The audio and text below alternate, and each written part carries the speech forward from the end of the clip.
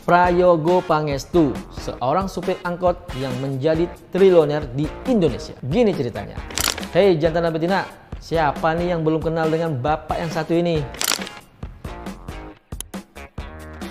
Beliau adalah seorang pengusaha sukses yang lahir pada tanggal 13 Mei 1944 di Kalimantan Barat dan sekarang menjadi orang terkaya nomor 1 di Indonesia dan bahkan di Asia Tenggara loh, dengan kekayaan sekitar 1039 triliun rupiah.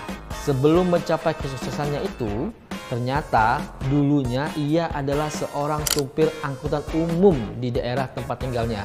Walaupun keadaan ekonominya waktu itu sangat sulit dan pendidikan juga terbatas, hal itu tidak menghentikan tekadnya untuk mencari peluang hidup yang lebih baik. Katanya, setelah bekerja sebagai supir angkot tersebut, Prayogo mulai melihat peluang industri di sektor bisnis. Dengan modal yang terbatas dan pengetahuan yang seadanya, ia mulai berjualan berbagai barang dagangan dan perlahan-lahan mengumpulkan modal untuk berinvestasi bisnis yang lebih besar. Kemudian, yang menjadi titik balik dalam kehidupannya adalah ia mulai membeli tanah dan properti di berbagai lokasi yang strategis. Ia mengembangkan bisnis real estate. Setelah itu, beliau memperluas jangkauan bisnisnya di berbagai bidang industri, sektor bisnis, infrastruktur, dan investasi. Keberhasilannya dalam mengelola dan mengembangkan bisnis berbagai macam itu membuatnya semakin dikenal di kalangan pengusaha-pengusaha sukses. Sehingga Prayogo Pangestu meraih status sebagai seorang triliuner di